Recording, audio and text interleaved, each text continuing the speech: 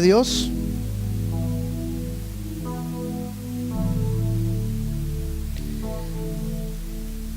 Okay. Tenemos también este viernes reunión de damas en mi casa. Todas las damas se reúnen también una vez al mes. Este es un coffee club a las 8 p.m. este viernes en el hogar de mi esposa, y van a estar teniendo la confraternidad que usualmente tienen las damas. 8 p.m.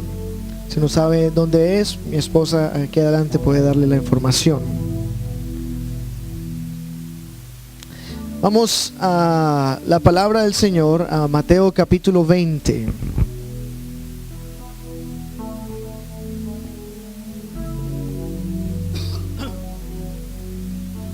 Mateo capítulo 20.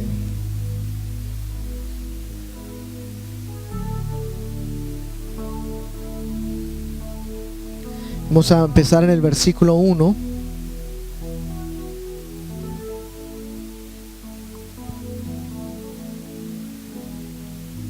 Esperar mientras están llegando.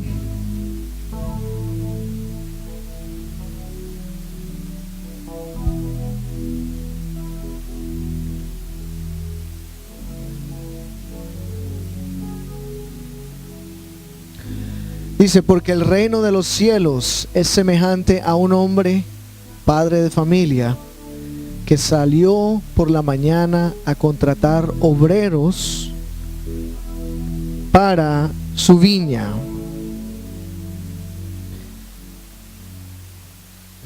Y habiendo convenido con los obreros en un denario al día, los envió a su viña. Verso 3.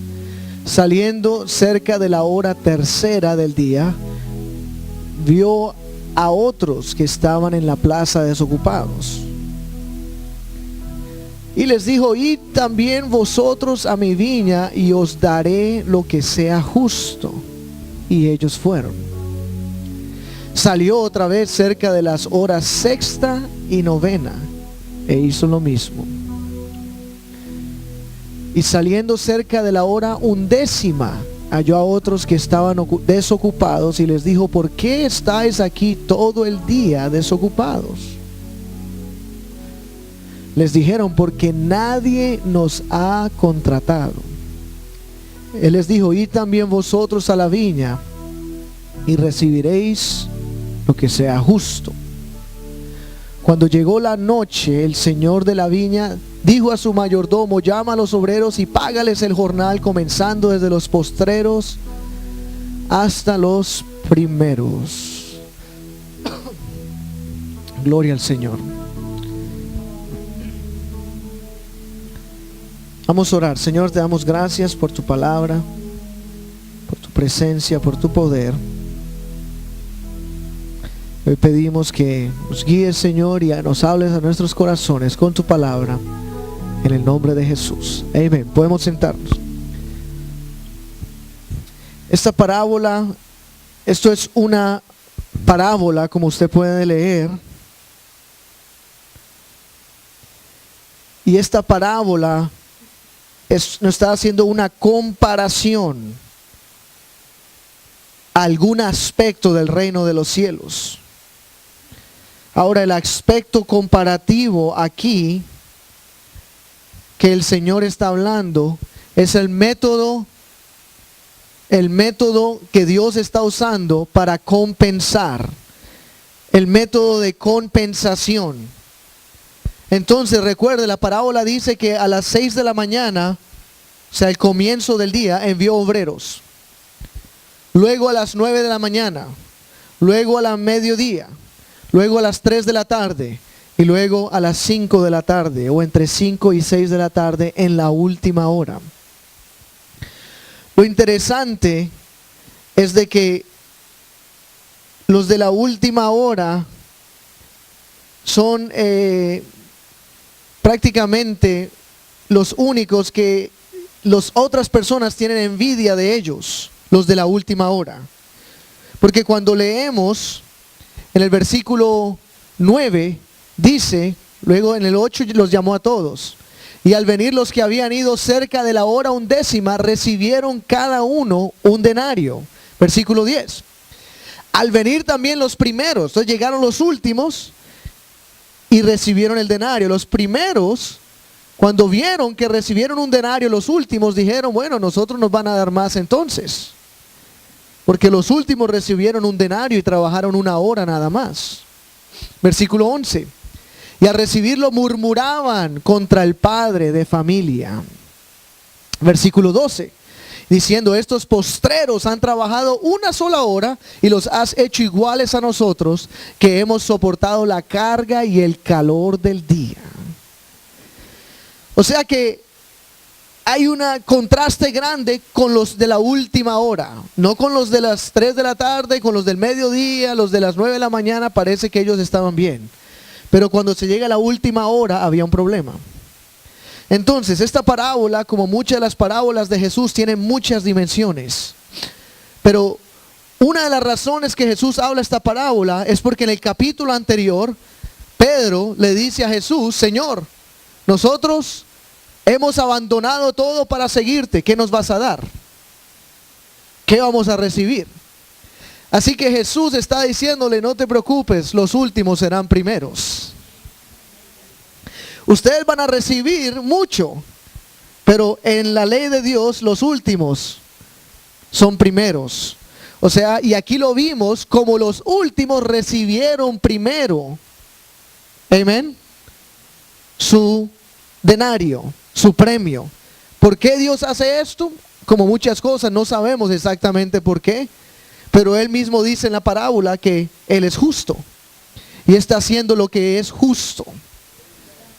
Ahora, esta parábola, como dije, tiene varias dimensiones de cumplimiento. Una de ellas, y la posición más aceptada, es de que esto se refiere a toda la historia del pueblo de Dios, desde Adán y Eva, empezando temprano en la mañana, y luego llegando a los gentiles, los cuales son los de la última hora, los cuales son los de la hora 11.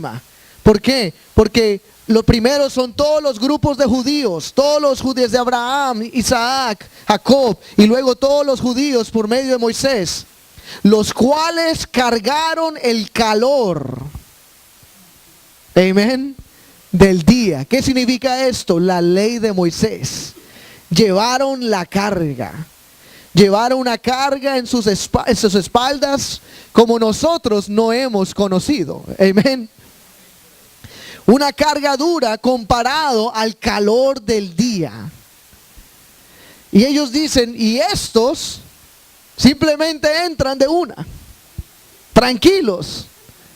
Llegaron a lo mejor. Se había acabado el calor, estaba el fresco de la tarde ya, del anochecer. Vinieron nada más, recogieron unas cositas y recibieron su premio. Y el Señor dice, sí, esos son los gentiles, los cuales llegaron al fin, los de la última hora. Déjeme decirle, hermano, nosotros somos de la última hora. Nosotros somos el pueblo de la última hora. Entramos al reino en la última hora, pero en la mejor hora, en la hora de Jesús, en la hora de la gracia, en la hora de la misericordia manifestada, amén. Entramos ahí, aleluya. Y vamos a recibir el premio también, tanto como de nuestros ancestros, va a ser el premio de nosotros, porque la Biblia dice que somos hijos de Abraham, amén, por medio de Jesús, la simiente Jesús. Ahora, lo importante es comprender de que nuestro Señor también, esto puede aplicar a nosotros en el sentido de que Dios siempre está trayendo laboradores a su viña hasta la última hora. Hasta el último momento está trayendo laboradores a su viña. Y lo importante en esta parábola a notar es de que Él está trayendo laboradores a su viña. Amén. Nosotros somos laboradores llamados a la viña del Señor. No somos llamados a solamente adorar a Jesús y a sentarnos a escuchar la palabra. Amén. No somos nada más llamados a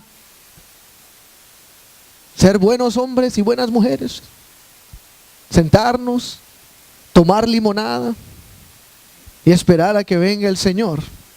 No, Él dice que son laboradores en la viña.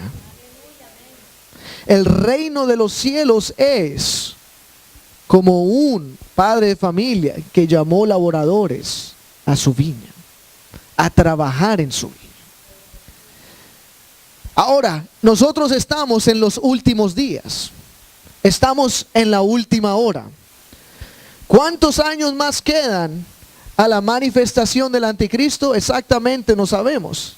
Pero sabemos que todos los ingredientes están cocinando en la olla. Amén. Sabemos de que todos los ingredientes están cocinando para que se levante primero la confederación, la cual va a ser la plataforma del anticristo. Una confederación de reinos, el cual el profeta Daniel lo llamó como los 10 dedos, o en la bestia como los 10 cuernos, y el cual también el profeta Juan lo vio como la bestia con 10 cuernos. Esa es una confederación de 10 reinos. Y lo importante entender para que emprendan, yo voy a hacer esto mucho más detallado, hoy simplemente estamos haciendo un crash course, pero lo importante entender también es de que en el libro de Daniel, si usted lee el libro de Daniel, él tiene una visión de 4 bestias.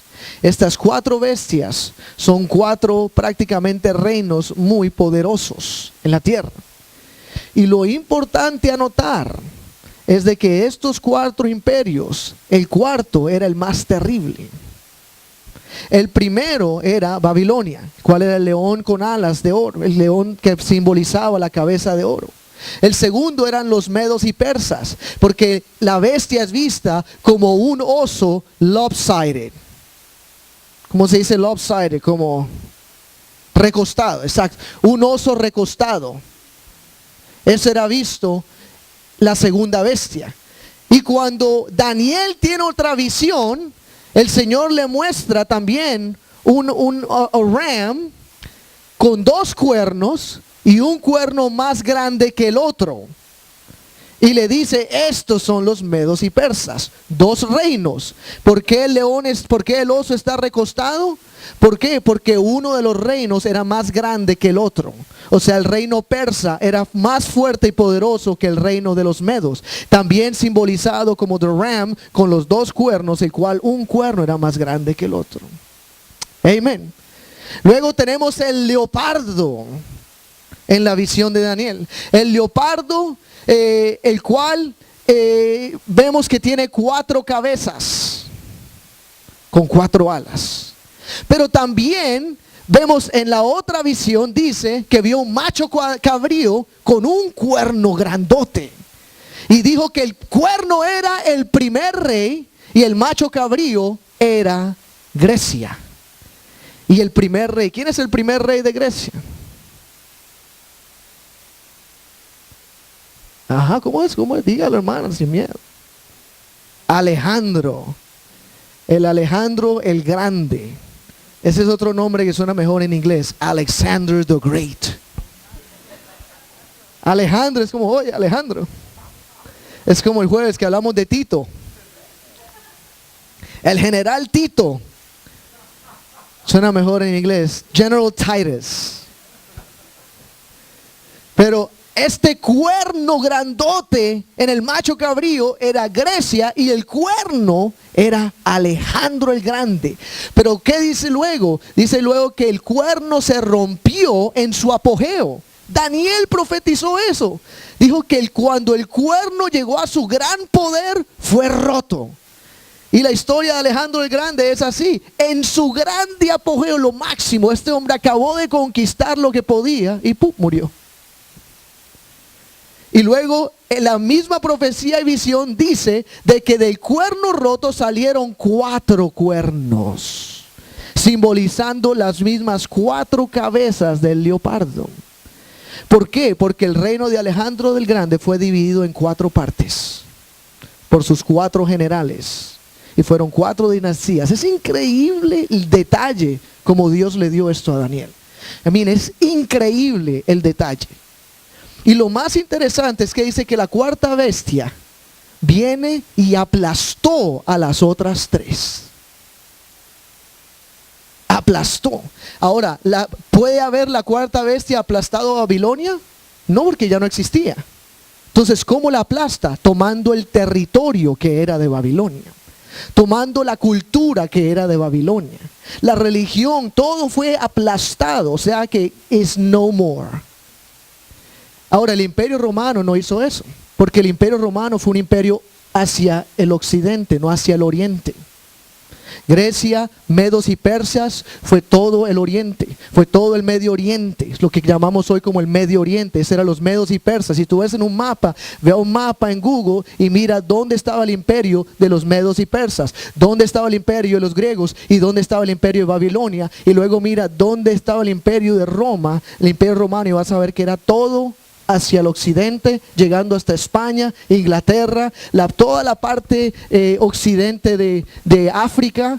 No tocaron los medos y persas, no tocaron el imperio de Siria ni de los persas, nada de eso fue tomado por el imperio romano. Pero sí vino un imperio que tomó todo esto,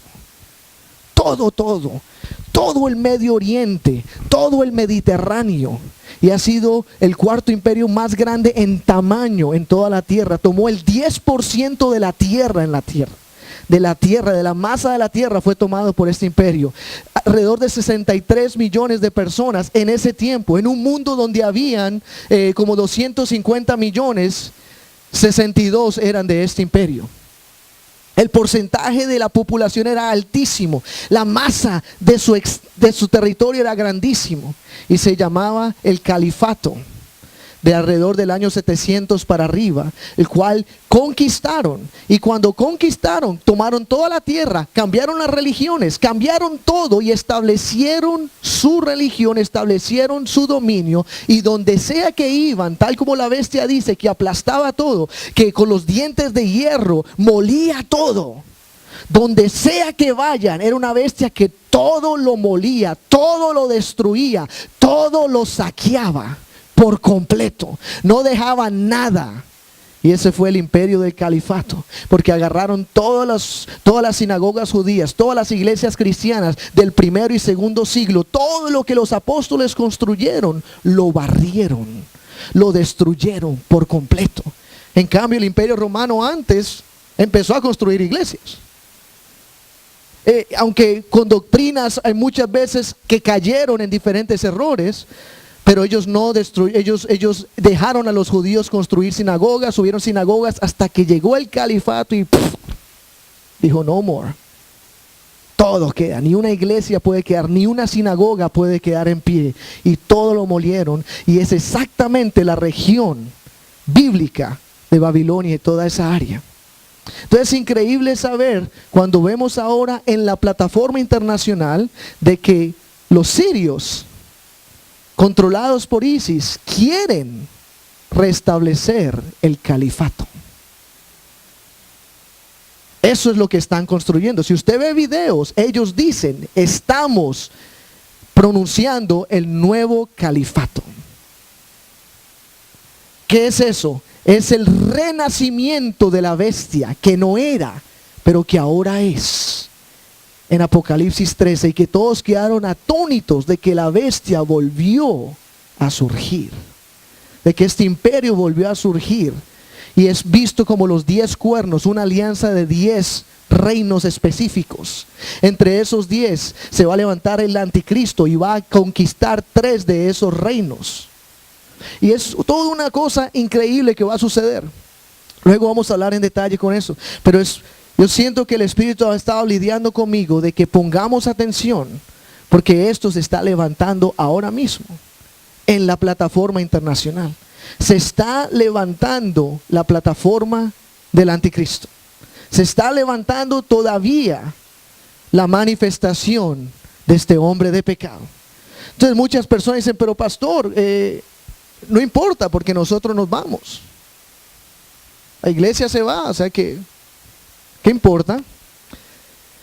Está bien, si alguien quiere tener esa posición, está bien, yo respeto cualquier posición, pero yo prefiero prepararme mentalmente, emocionalmente, espiritualmente, amén, de que el hombre de pecado va a manifestarse y la iglesia aún va a estar aquí. Ahora, esa es mi posición después de leer 2 de Tesalonicenses capítulo 2 versículo 1. Si lo podemos poner en la pantalla, 2 de Tesalonicenses capítulo 2 verso 1. El apóstol Pablo dice, ahora, pero con respecto a la venida de nuestro Señor Jesucristo y nuestra ¿qué? Reunión con Él. Ahora, ¿cuál es nuestra reunión con Él? ¿Cuál es la reunión de la iglesia con el Señor? ¿Cómo se llama este evento? El arrebatamiento. Amén. La venida de nuestro Señor Jesucristo y nuestra reunión con Él. O sea que nuestra reunión con Él es cuando Él venga. Amén. O sea que esto es un día. Desafortunadamente se ha tratado de enseñar, y es algo que está cambiando, porque es increíble ver la mayoría de teólogos que se han alejado de esa posición hoy en día, de que hay algún día diferente al día de la venida del Señor. Por eso el segundo versículo dice, que no os dejéis mover fácilmente de vuestro modo de pensar, ni os conturbéis, ni por espíritu, ni por palabra, ni por carta, como si fuera nuestra, en el sentido de que el día del Señor está cerca.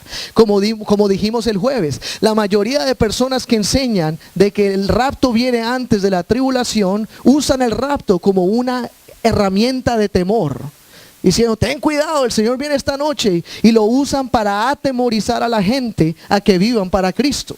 Es como un estilo talibán, como poniéndole una espada a alguien y diciéndole, vive para Cristo, mueres. Ha sido usado conmigo, creciendo en el Evangelio. Ahora, como dije el jueves, Pablo enseñó lo opuesto a esto. No dejes que nadie te conturbe con este tema. Que nadie use la venida del Señor como un modo de terrorismo. A decir de que, ten cuidado, el Señor viene esta noche. Por eso Él dice, nadie os conturbe, ni por espíritu, ni por palabra, ni por carta, como si fuera nuestra, en el sentido de que el día del Señor está cerca. Siguiente verso. Porque nadie os engañe en ninguna manera, porque no vendrá sin que antes venga la apostasía. O sea que la iglesia va a ver el surgimiento de la apostasía. Y se manifiesta el hombre de pecado, el hijo de perdición. Amén. Estamos hablando de lo que va a suceder en los últimos días. Esto no es, como muchas personas han tratado de suponer, la iglesia católica. Desafortunadamente no es. Porque de todas maneras, este hombre, el hijo de perdición, no viene de un Vaticano. Yo sé que todos los papas han sido el anticristo, todos los presidentes también, y toda persona famosa llega a ser el anticristo. Pero tenemos que comprender de que el mismo libro de Daniel nos dice dónde viene el anticristo. Él es llamado el asirio. En Maica es llamado el asirio. Y es un hombre que viene del reino de la bestia y va a tomar la tierra de Israel. Es un hombre de guerra. Es un hombre que va a conquistar. Y dice, y la apostasía, Daniel capítulo 11 dice que la apostasía es cuando el anticristo empieza a seducir judíos para llevarlos a su imperio. Lo dice el libro de Daniel capítulo 11, que los lleva a la apostasía por medio de palabras y halagos. Los trae a su reino, los convence de que entren en convenio. Daniel capítulo 11. Versículo 30, 31, 32 específicamente habla sobre eso. Se manifiesta el hombre de pecado, el hijo de perdición. O sea que la manifestación de la apostasía y el hombre de pecado están descritos en detalle en Daniel 11 y describe el tiempo en que el anticristo surge, que va a poner su trono en Jerusalén y que va a convencer a muchos de los judíos y los va a seducir con halagos a llevarlos a que entreguen el pacto santo, a que abandonen el pacto santo. Está en Daniel capítulo 11. Amén.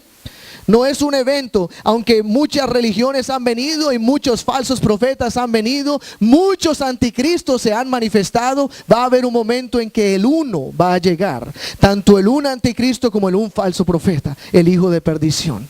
Versículo 4 dice, el cual se opone y se levanta contra todo lo que se llama Dios, es cual está escrito en Daniel capítulo 11, versículo 30, 31, 32 y para adelante, tanto que se sienta en el templo de Dios como Dios, haciéndose pasar por Dios. Dice, ¿no os acordáis que cuando yo estaba todavía con vosotros os decía esto? Amén. Ahora, versículo 6 también dice, y ahora vosotros sabéis lo que lo detiene, a fin de que a su debido tiempo se manifieste. Y cuando Él se manifieste, ¿qué va a hacer? Va a hacer el misterio de la iniquidad. Va a poner la abominación que hace desolación. Versículo 8 dice, y entonces se manifestará aquel inicuo a quien el Señor matará con el espíritu de su boca y destruirá con el resplandor de su venida. O sea que cuando este hombre inicuo se manifieste, tal como está profetizado en el libro de Daniel, va a tener 3 años y medio de poder nada más. Y al final de esos 3 años y medio de poder, el Señor se va a manifestar y va a consumirlo con el resplandor de su venida. Amén. Aleluya. Él sí va a venir a poner orden en la tierra y a tomar a aquel inicuo. Aleluya. Así que tenemos que ver de que esto es algo que ya está surgiendo. El reino de este ser ya se está movilizando y se está estableciendo. Ahora, ¿qué es nuestra responsabilidad cuando veamos los últimos días? Vamos a Daniel capítulo 12, versículo 1. Daniel capítulo 12, versículo 1. Es más, vamos, este capítulo, yo quiero que usted ¿cómo se dice? Highlighted. Resáltelo, subrayelo, márquelo, ponga una estrellita. El versículo anterior. Vamos al versículo anterior. Esas son escrituras proféticas. Daniel, acuérdense que cuando estas cartas fueron escritas, no fueron escritas con capítulos y versículos. Estas fueron cosas que nosotros hicimos solamente para poder encontrar la información más fácilmente. Uno puede decir, ok, ¿dónde estás? Oh, Daniel 12. Ok, pero Daniel no lo escribió con mente de que algún día el mundo iba a romper su carta y poner un 12 y luego un. Con cualquier carta, con cualquier versículo es lo mismo. Entonces, aquí Daniel está explicando el fin del anticristo. Dice, y plantará las tiendas de su palacio, hablando del anticristo, entre los mares y el monte glorioso y santo. Mas llegará a su fin y no tendrá quien le ayude. O sea que el anticristo, su misión final es que él quiere poner su trono en el lugar santo.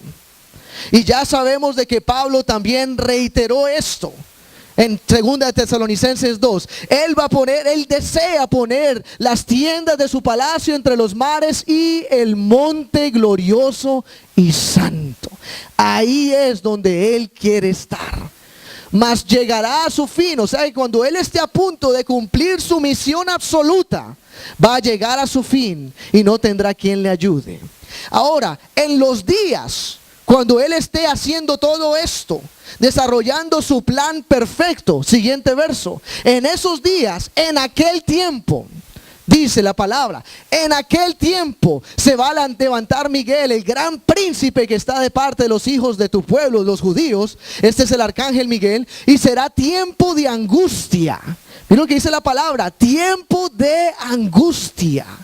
Pero ¿qué clase de angustia? ¿Cuál nunca fue desde que hubo gente hasta entonces? Nunca ha habido la angustia que se va a vivir cuando este hombre inicuo empiece a hacer guerra contra Israel y a tratar de tomarla. Es más, la Biblia nos dice en Daniel 10 y 11 de que él va a hacer guerra contra Egipto, de que luego va a haber otras personas del norte y del este que van a venir en contra de él. Esto va a ser guerra, guerra, guerra tras guerra, tras guerra, tras guerra que va a surgir.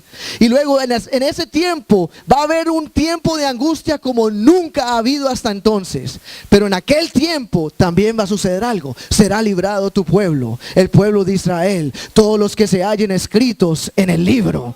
Va a haber una liberación grande también en ese tiempo. Siguiente verso, mire esta tipología. ¿En qué tiempo? En el tiempo cuando se esté destruyendo el anticristo. ¿Qué es lo que dice? Muchos de los que duermen en el polvo de la tierra serán despertados. El apóstol Pablo lo dijo de otra manera. Él dijo: los muertos en Cristo resucitarán primero. Aleluya. Los que duermen en el polvo de la tierra, los muertos en el Señor, van a ser levantados primero. Unos para vida eterna, otros para vergüenza y confusión perpetua. Versículo 3 dice: y los entendidos, estos son los vivos, los que viven en ese momento, los que viven en el Señor. Los entendidos resplandecerán como el resplandor del firmamento. Porque el apóstol Pablo dijo: no todos dormiremos, pero todos seremos transformados en un abrir y cerrar de ojos. Porque esto corruptible debe vestirse de incorrupción, esto mortal debe vestirse de inmortalidad. Y Juan dijo que cuando Él venga, seremos tal como Él es, porque lo veremos como Él es. ¿Cómo es Él? Él es luz. Y eso es lo que dice la palabra. Aquí está hablando de la transformación de los vivos a resplandecer como las estrellas en el cielo. ¿Por qué? Porque van a ser glorificados en un abrir y cerrar de ojos. Aleluya. Así que ¿qué debe estar haciendo el pueblo mientras vemos estos eventos sucediendo en el Medio Oriente? Mientras vemos esta violencia levantarse. Porque van a ser tiempos de violencia. Pablo dijo: en los últimos días vendrán tiempos peligrosos. Los tiempos se van a poner peligrosos. Va a haber violencia en la tierra. Van a haber guerras. Viene la guerra de la tercera guerra mundial. Está la quinta trompeta. El ejército de 200 personas. 200 millones de personas. Toda clase de atrocidad sucede en la tierra. Una tribulación como nunca antes ha ocurrido. Y dice: los que enseñan la justicia a multitud van a resplandecer como las estrellas a perpetua eternidad. O sea que en medio de este conflicto va a haber un pueblo. Es el pueblo de la última hora. El pueblo de la última hora. Un pueblo que tiene una misión. Amén. Y somos los gentiles. ¿Sabes por qué? Porque cuando el Señor Jesús vio a ese pueblo, dijo: ¿y ustedes por qué qué han estado haciendo todo el día? Ellos dijeron: porque nadie nos ha contratado. O sea, esos son los gentiles que no tenían a Dios como su Dios. No habían entrado en pacto aún con Él. Y ahí es donde Él dice: entren a mi viña también. Entren a mi viña también. Para que se cumpliera la profecía que dice: el pueblo que no era pueblo ha llegado a ser pueblo de Dios. Un pueblo que no era pueblo ha llegado a ser el pueblo de Dios, el cual somos nosotros. Aleluya. ¿Y qué misión tenemos? De enseñar la justicia a la multitud. Amén. Enseñar la justicia a la multitud. Por eso la escritura dice de los ángeles diciendo: vayan y grítenlo a los ¿qué? A los montes. Los montes son vistos como naciones, como reinos de la tierra. El ángel está diciendo: díganselo a toda nación, díganselo a todo pueblo. Amén. Díganselo a todo reino, que Jesucristo es el Señor. Aleluya. Que Jesús es el Rey. Aleluya.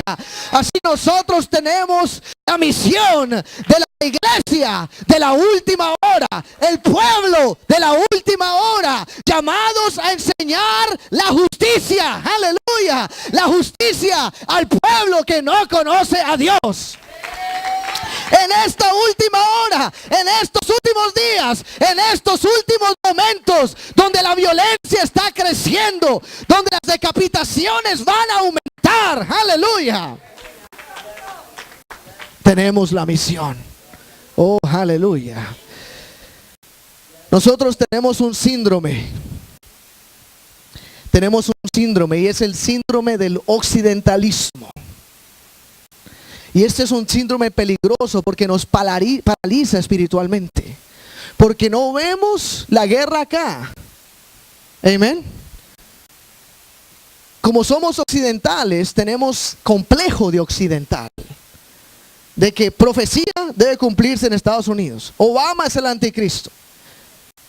Están construyendo, I'm sorry Obama, I'm saying you're not, okay? So, don't send the Secret Service to my house, please. So I know you're listening. My boy.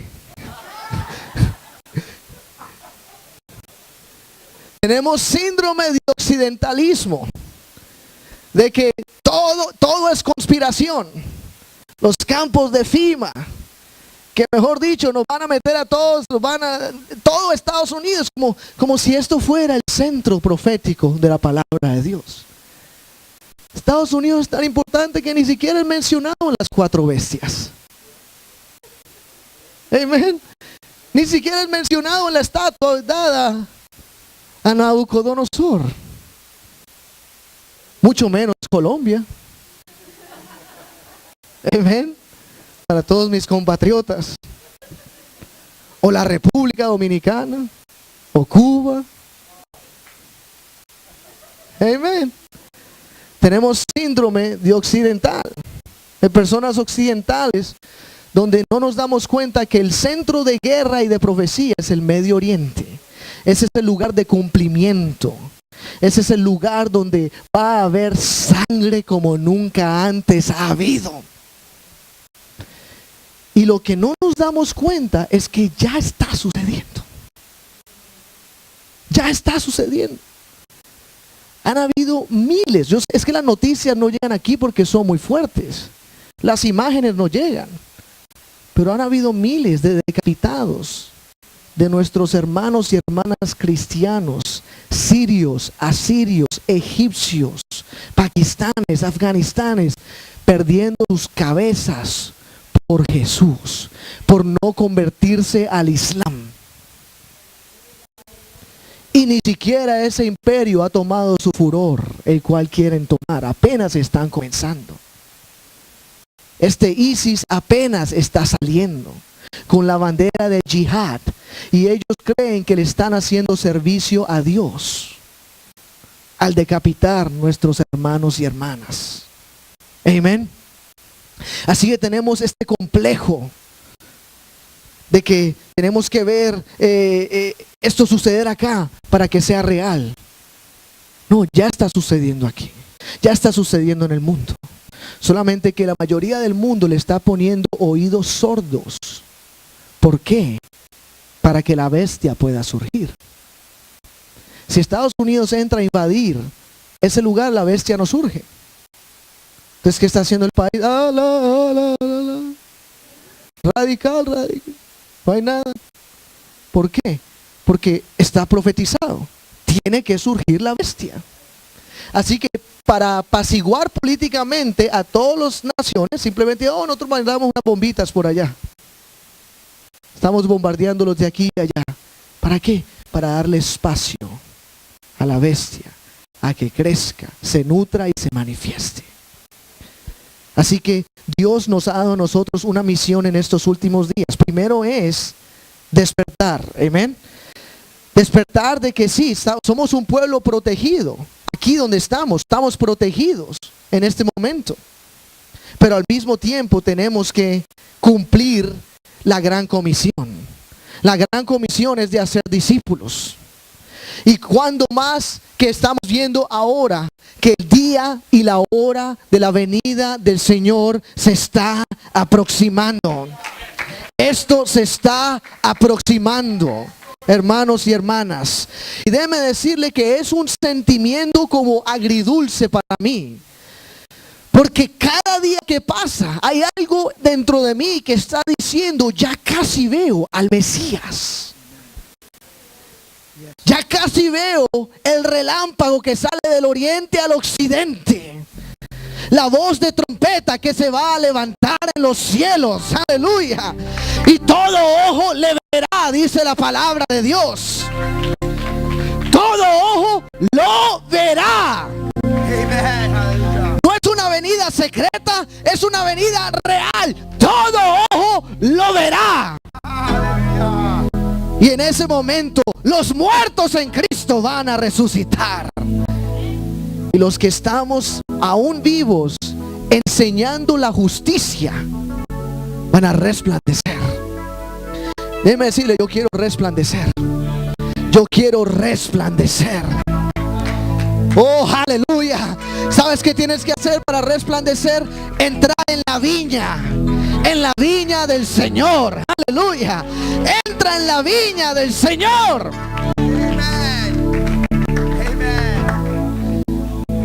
Ya estoy terminando. Dame 2 minutos nada más para aclarar eso. Yo también tengo hambre.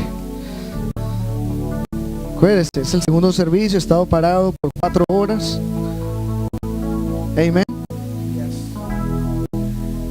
Mateo 25.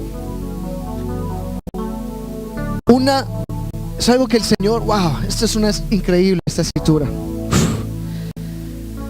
Es una de esas escrituras que uno dice, pero es extraño que este lenguaje esté usado. Mateo capítulo 25 tiene 2 parábolas y luego una enseñanza. La primera parábola es muy famosa, la parábola de las 10 vírgenes, 5 sabias, 5 insensatas. Las sabias eran sabias porque tenían aceite, estaban llenas de Dios y estaban fieles hasta la venida del Señor. Las insensatas se fueron a vivir lo que sea, y las insensatas tenían el pensamiento de que voy a vivir en el mundo hasta que se acerque el Señor. Y cuando el Señor se acerque, corra, gloria a Dios, entre, aleluya. Esas eran las insensatas. Entonces Él muestra esta parábola. Luego otra parábola de los talentos. ¿Se acuerdan? Se conoce la parábola de los talentos. Pero luego llega a una cosa que no es una parábola. Mateo 25 versículo 31. Esto ya es una realidad. Dice, cuando el Hijo del Hombre venga en su gloria. Que no dice el reino es como o será como, no. Cuando el Hijo del Hombre venga en su gloria y todos los santos ángeles con él, entonces se sentará en su trono de gloria. Versículo 32. Y serán reunidas delante de él todas las naciones. Digan naciones. El enfoque aquí es naciones. ¿Ok? Escuche muy bien. La parábola de las vírgenes termina con la venida del Señor, conocida como el arrebatamiento, porque viene el esposo y se lleva a las esposas, se lleva a la iglesia, amén, que eran las sabias, simbolizada por 5 vírgenes sabias, que llegó la voz diciendo, aquí está el esposo, y aleluya, se montaron en la carroza y se fueron. Esa es la venida del Señor. Ahora esa escritura es después de la venida del Señor. O sea, nos está llevando al próximo nivel. ¿Qué ocurre cuando el Señor venga? Amén. ¿Qué ocurre después de que Él ya venga con todos sus ángeles, sus santos, que somos los que murieron en Cristo o vivieron en Cristo hasta su venida? ¿Qué ocurre con ellos? Viene con el Señor, pero luego sucede algo. Luego de que Él venga, Él va a llamar a todas las naciones delante de Él. Amén.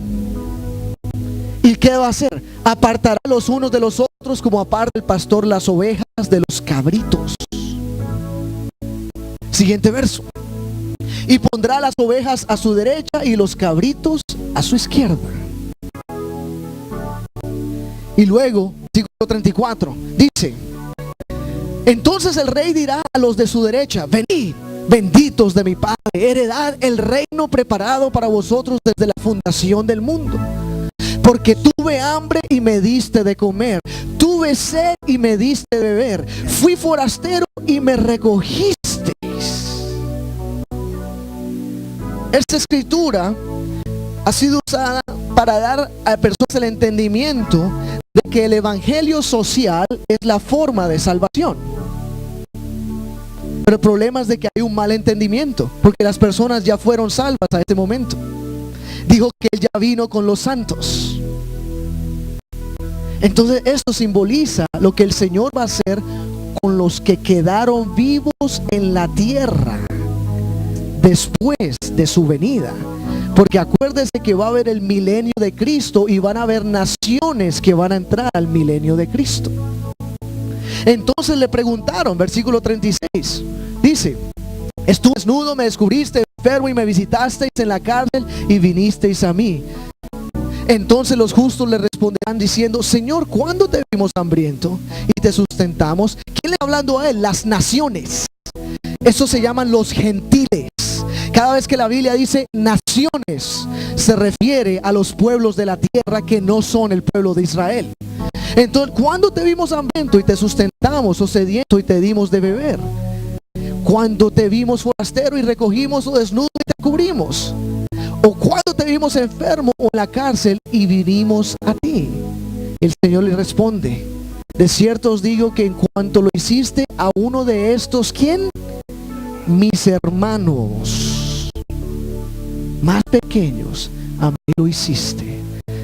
El Señor no nos está dando otro modo de salvación, de que somos salvos por darle agua de beber a alguien o de comer. La salvación viene solamente por el evangelio. El Señor está diciendo que va a hacer una separación en la tierra, donde cuando Él venga a poner el orden y entrar al milenio, va a separar las naciones como naciones oveja o naciones cabrías. Y las naciones cabrías fueron las que atacaron a sus hermanos. Las naciones ovejas son las que defendieron a sus hermanos, las que velaron por el porvenir y el bienestar de sus hermanos. Él hace énfasis diciendo mis hermanos. ¿Cuáles son sus hermanos? Está hablando directamente del pueblo judío en ese momento. Mis hermanos. Y eso va a ocurrir, que van a entrar naciones y personas al milenio. Por eso tenemos que comprender, el Señor viene a parar una guerra en contra de su pueblo. En la batalla de Armagedón, Él viene a parar una guerra de muerte en contra de todo su pueblo Israel. Y Él viene y para eso y separa las naciones. Y luego comienza el milenio de Cristo, donde va a decirle a muchas multitudes de personas que entren al milenio de Cristo. Porque en eso no somos nosotros los que estamos viviendo ahí. Nosotros vamos a juzgar durante el milenio de Cristo. Por eso la Biblia nos llama reyes y sacerdotes, porque vamos a juzgar durante ese milenio. No vamos a ser seres humanos en ese milenio, sino que vamos a ser santos, ángeles de Dios. Amén. Vamos a ser como el Señor dijo, como los ángeles de Dios. Aleluya. Entonces, ¿qué hago yo a la venida del Señor para estar en su reino? Para ser transformado y ser como una estrella resplandeciente en los cielos. Porque la venida del Señor debe ser lo más emocionante para un hijo de Dios. Amén. Debe ser tan emocionante como lo dijo el profeta diciendo: ven Señor, ven. Come Lord, come. La iglesia dice: ven. La iglesia debe estar diciendo: ven Señor, ven por tu pueblo, ven por tu esposa, ven por tus hijos y por tus hijas. Debe ser algo emocionante de ver este caballo blanco, amén, y en su muslo escrito fiel y verdadero. De su boca saliendo una espada de doble filo, la cual es la palabra de Dios. Aleluya. Ese es el Mesías, el Rey que estamos esperando, el Rey de toda la tierra.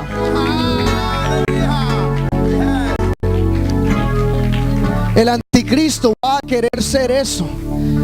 Y dice que va a reinar sobre lenguas, naciones, pueblos. Eso requiere etnicidades. Pero cuando habla del Mesías dice que va a reinar sobre todo el cosmos. O sea, no es tierras, sino el universo completo. porque es Rey de Reyes y Señor de Señores. Rey de Reyes, Señor de Señores. Ese es el Rey que estamos esperando. ¿Y qué te dice ese Rey? Él te dice: entra en mi viña. Amén. Entra en mi viña. La Escritura dice: por un espíritu somos todos bautizados a un cuerpo. ¿Qué tenemos que hacer, mis hermanos y hermanas, mientras nos ponemos de pie? Es muy simple. Tenemos que recibir el Evangelio de Jesús. Amén. Por eso Juan capítulo 3 verso 3, simple, marcado por las palabras sabias de Jesús, simplificando nuestra entrada a la viña. De cierto te digo que el que no naciere de nuevo no puede ver el reino de Dios. Ni siquiera lo ve. Hay veces hay personas que yo estoy enseñándole la Biblia y quieren primero ver antes de creer. Quieren primero ver antes de comprometerse. Y digo, pues que no puedes ver, porque la palabra dice: primero tienes que convertirte antes de ver. Por eso es por fe. Amén. Si tuvieras todo delante de ti y lo hicieras después, no es fe, es un análisis. El Señor no está llamando a analizar su reino si te cae bien o no. Él dijo: primero tienes que nacer de nuevo para ver, para poder decir: veo el reino de Dios. Antes de yo venir a Cristo, yo no veía ningún reino de Dios, yo veía el diablo. Lo único que yo veía eran demonios y diablos, voces, atrocidades, pecados, imaginaciones macabras. Yo no veía ningún reino. Yo decía: tiene que haber algo bueno, porque lo único que yo veo es malo. Tiene que haber algo positivo, porque lo único que veo es negativo. Y ahí es donde el Señor me dijo, no me mostró el bien, no me mostró su reino, simplemente me habló y me dijo: sigue mi evangelio, ve a mi iglesia y obedece. Me dio instrucciones, no revelaciones. Oh, aleluya. Vamos a repetir eso. Cuando uno viene a Dios, Él le da instrucciones primero. Amén. Y las instrucciones son su evangelio. Cuando vino Nicodemo a Él, Él vino a pedir revelación, pero Jesús le dio instrucción. Y por eso dijo el versículo 4, Nicodemo no veía nada todavía y le dijo: ¿cómo puede un hombre nacer siendo viejo? ¿Puede acaso entrar por segunda vez en el vientre de su madre y nacer? Y Jesús le va a aclarar la instrucción, le va a iluminar la instrucción, lo que significa la instrucción. Versículo 5, le dijo: de cierto te digo que el que no naciere del agua y del espíritu no puede entrar en el reino de Dios. Oh, aleluya. No puede entrar en el reino de Dios. ¿Por qué? Porque nacer del agua significa remover la culpabilidad del pecado por medio del bautismo en agua. Es entrar en pacto con Jesús y remover la deuda pecaminosa. Es morir con Cristo en un pacto santificado. Amén. Santificado por su nombre. Y en ese momento tus pecados son removidos. Hechos 2:37, última escritura para terminar. Cuando se predicó la palabra a los hombres reunidos en el día de Pentecostés, ellos dijeron, se compungieron de corazón, sintieron convicción y dijeron a Pedro y a los otros apóstoles: varones hermanos, ¿qué hacemos? ¿Qué hacemos? Porque me siento compungido, tengo convicción. Amén. Tengo un sentimiento de urgencia por dentro. ¿Qué hago con esto? Entonces el apóstol Pablo le dijo: Pedro, entra en el discipulado por 6 meses, aprende a diezmar, aprende lo que es la asistencia a la iglesia. De pronto en 9 meses en algunos países el discipulado. Tenemos que asegurarnos que vas a ser fiel a la iglesia y que vas a ser un diezmador. Después de que conozcas las disciplinas de la iglesia, te vamos a dar a conocer la salvación. Yo sé que eso suena extraño, ¿no? A nosotros. Desafortunadamente se lo hicieron a mi primo en Colombia. Lo acabaron de hacer a una persona en México que enviamos a ser bautizada.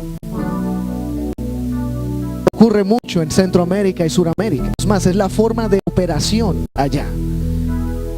Que es parar a la gente. Cuando están compungidos, le dice, tómate una pasta, tranquilo. ¿Ok? Chill out. En ese chill out, ¿sabes qué hacen? ¡Pum! Se va. Estamos ayudando a Satanás a quitar la semilla. Estamos asistiendo la mano del enemigo, diciendo, Satanás, ven, coge, quita la semilla, por favor.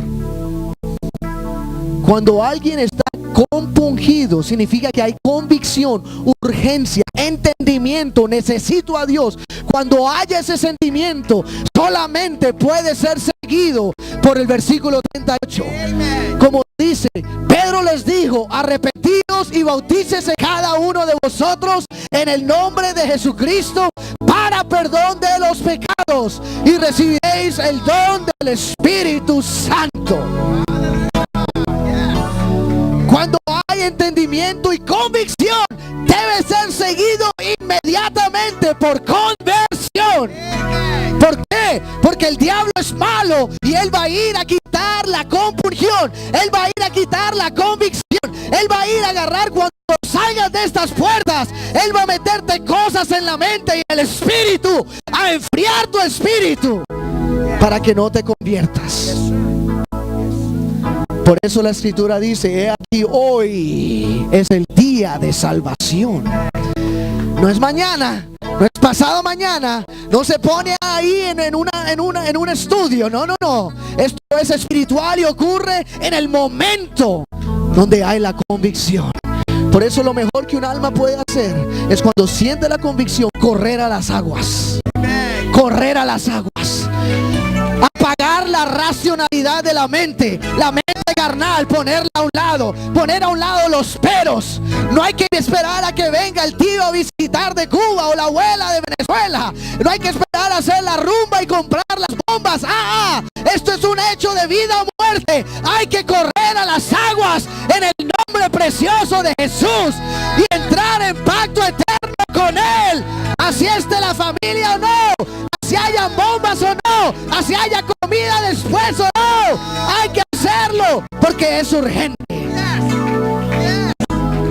La salvación es un llamado a la urgencia. Aleluya. Pongámonos de pie. Vamos a ver este altar. Oh, aleluya. Hay los que quepan, los que quieran quedarse atrás como quiera. Aleluya. Estamos llegando al punto donde obviamente no cabemos todos adelante, que es un buen problema. Gloria a Dios por ese problema. Que sigan los problemas también. Aleluya. Si usted siente compunción, si usted siente que el Señor le ha dado convicción, necesita entregarse hoy al Señor en pacto eterno por medio del arrepentimiento y el bautismo. Es simple, es entrar en las aguas en un pacto eterno. El Señor también ha prometido llenarte con el Espíritu Santo, llenarte con la presencia del Espíritu, bautizarte con su presencia también. Tenemos que aprender, hermanos, no necesitamos tener un completo entendimiento de Dios. Amén. Es como si yo le hubiera dicho a mi esposa, primero necesito conocerte totalmente antes de casarme. Amén. Es como si ella me estuviera diciendo, espera un momento, necesitamos 5 años de conocernos, necesito saber qué hay ahí. Amén. Si me hubiera conocido, no se casa conmigo. Si el matrimonio es un enganche, todavía estamos practicando esa parte de la naturaleza de nosotros, seres humanos. Es un enganche. Usted sabe lo que es, ¿no, hermanos? Ustedes lo practicaron también. Aleluya. Yeah. Somos laughing, pero acuérdense que algunos de ustedes, los padres de ella, ni lo querían a usted. Amén. Algunos de ustedes se ríen, pero ese ni me lo muestres en pintura. Y te volabas en la noche. Oh, aleluya.